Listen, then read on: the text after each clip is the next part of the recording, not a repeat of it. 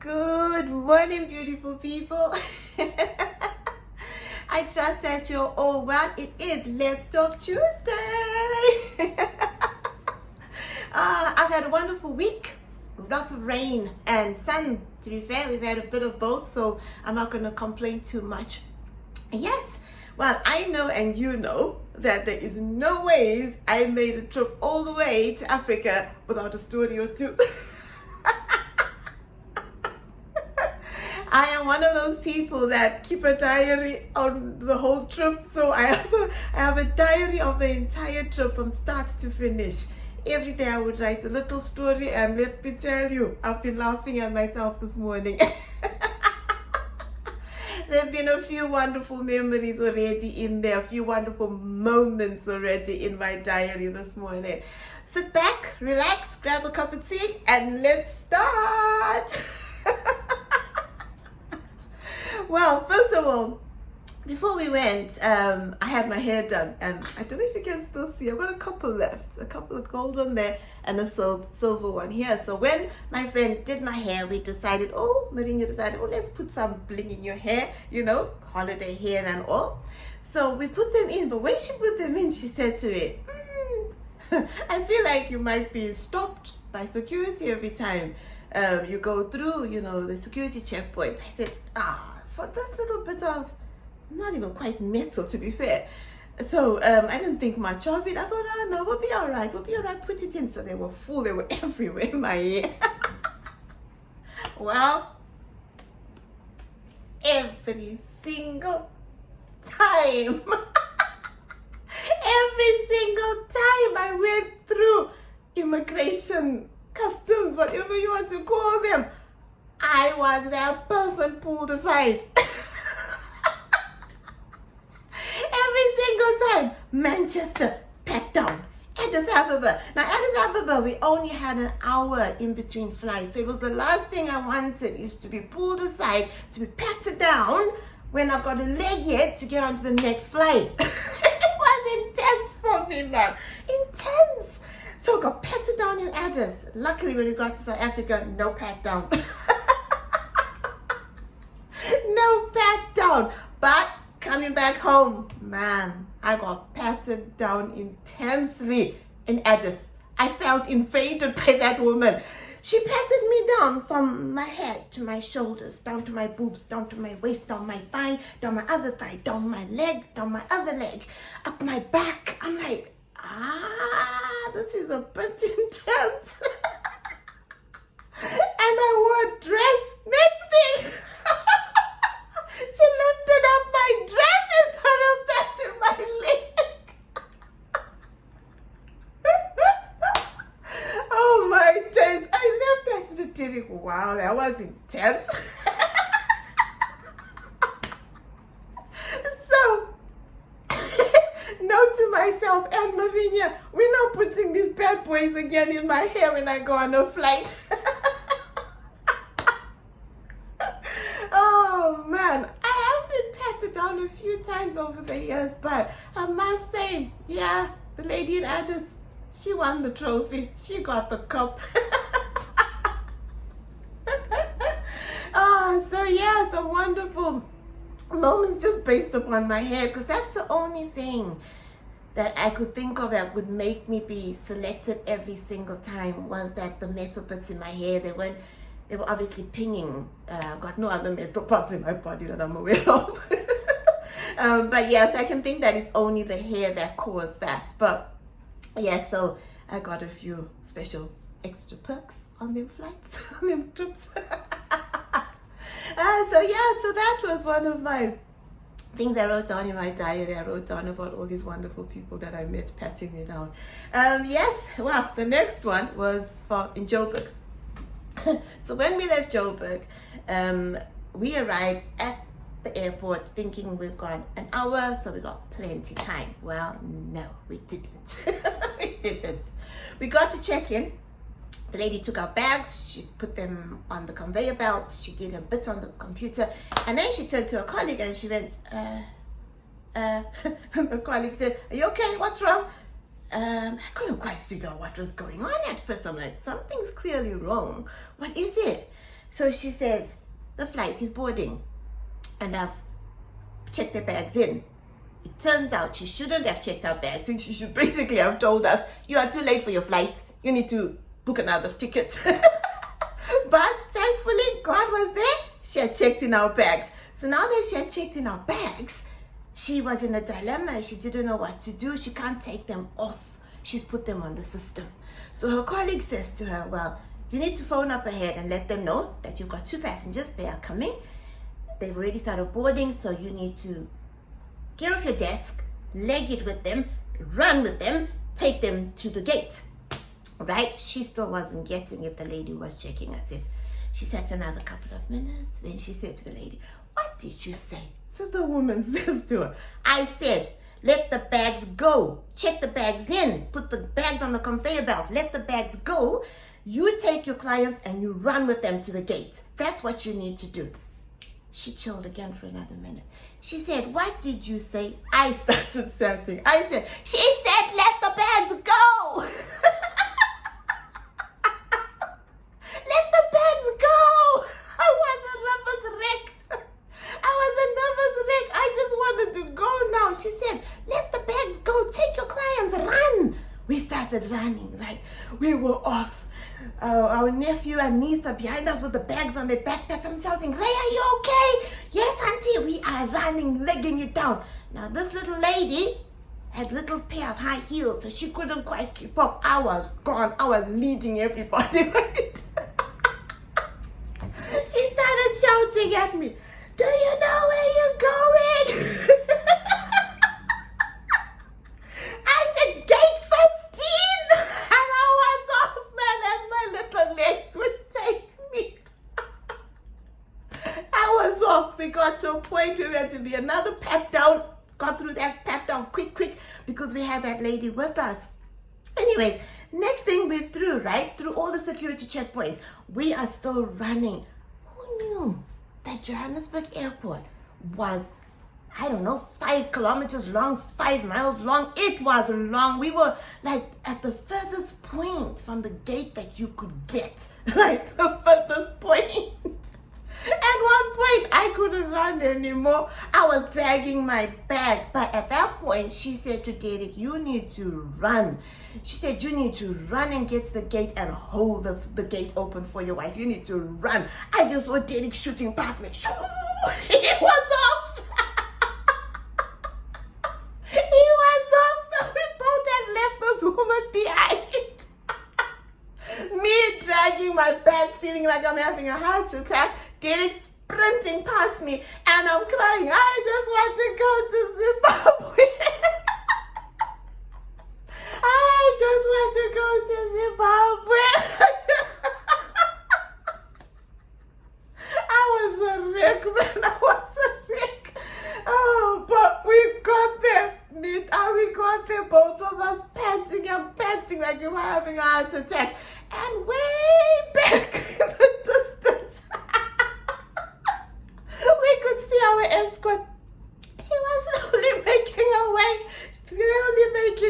Oh, bless her, man. But what an experience. But we caught the flight. And you won't believe it. While we stood there huffing and puffing, I said to Derek, I need water. I need to go buy water. I went to go buy a bottle of water while he was still in the queue. And then I come back and he says to me, I know that lady. And he said, it's Yaz. His cousin's wife. So I said, if Yaz is here, Clive's got to be here. So we start shouting, Clive, because Yaz had gone in already. She was making her way to jump on the plane. We started shouting, Clive. And therefore Clive was like, oh, who's calling me? So what a wonderful God-given moment. God-given appointment. Honestly, we were on the same flight with family. And we would never have seen them because they live in Botswana. They don't even live in Zimbabwe. But they were making their way to Zimbabwe as well. So yes, what a wonderful, oh man, a wonderful moment. Even though we felt like we were having heart attacks, let me tell you, we felt like we needed oxygen or something. But we made the flight. Now, in the past, I've I've sat there, right? And I've been waiting for our flight to board. And I've heard them on the 10-way saying, can so-and-so please come to the gate? Your flight is departing. I'm like, how does somebody miss their flight? How is somebody so late for their own boarding time? Well, I know. I know how that happens because we almost missed that flight. But oh man, what a wonderful, wonderful moment. So yeah, that story definitely made it into my diary. Definitely made it into my diary. I'm going to tell you one more before I go. When we were in Harare, my sister and I decided we were going to go to town and do a day's worth of shopping. You know, as you do, just go pick up a couple of things to bring home for the children and a few sweets and stuff. So anyways, we went to town. Now to get to town, we got to get into ETs, they like little cars, Uber type of things. I don't know what you want to call them in Africa, but they got many names. But you jump in a car that you stand at the top of your road, a car comes along, you jump in the car, you pay your dollar, you go to town. And this is how people get up and down in Zimbabwe. That is that's the transport system. It works better than a public bus system. So anyways, we pay our dollar, we get into town. Luckily for us, we weren't too many in this one because it can get toasty in there. They put 6 of you on one back seat that should sit 3-4 people, right? Anyways, I think we were 4, all cozied up in the back there with my sister. One sat forward, one sat back, you know, to give each other a little bit of space. Anyways, we get into town. Man, when we got into town, sensory overload like you've never believed. There are sights and sounds and smells, and it had rained. There was puddles everywhere. There was people everywhere going backwards and forwards. There was shops where they'd have 2 men stood at the door. So 2 shops selling identical items.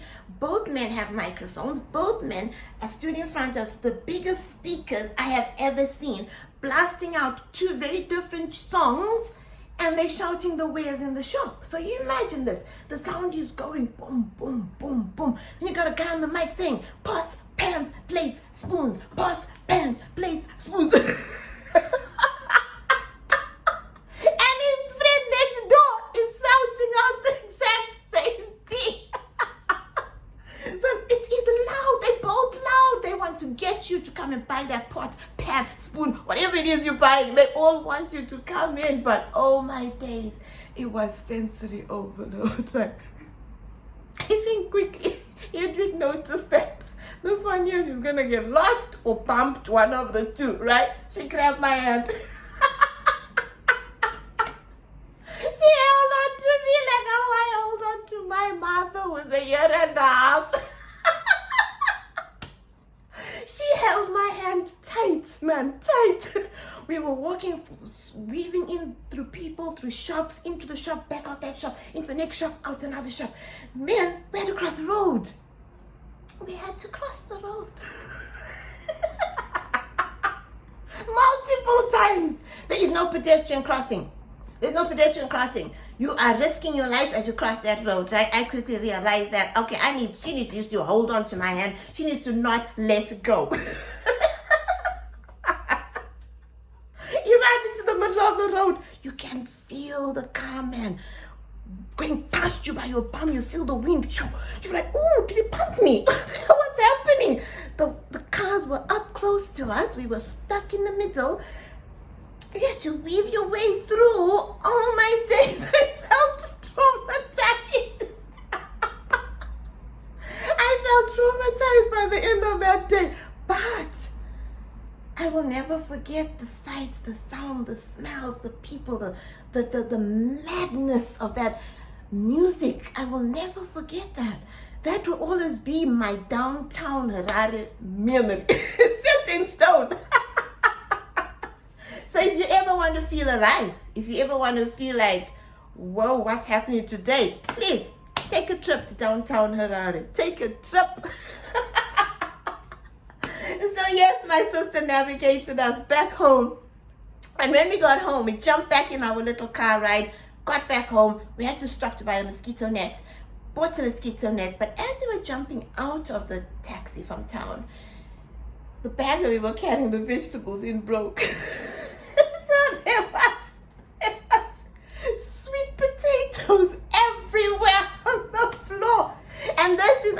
a trip where one of the people in the car wouldn't pay his dollar, and that caused the domestic in that taxi, let me tell you, he would not pay his dollar. He just sat there like as though he couldn't hear the conversation with the conductor saying, somebody hasn't paid. Who hasn't paid? We need our dollar. There's a dollar missing. This whole domestic going on, and this lad just calmly sat looking out the window. After this had been going on for about 10 minutes, he finally said, oh, I haven't paid.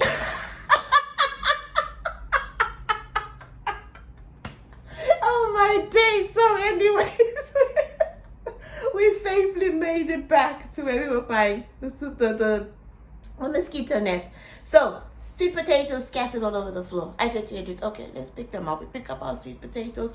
Taxi now's got to wait because he can't drive off because he's going to drive over our sweet potatoes. Sweet potatoes into another bag. We go in the shop. We buy the mosquito net. So as we come out, she says to me, are we going on another taxi ride the rest of the way home? I said, no. I said, we're walking home.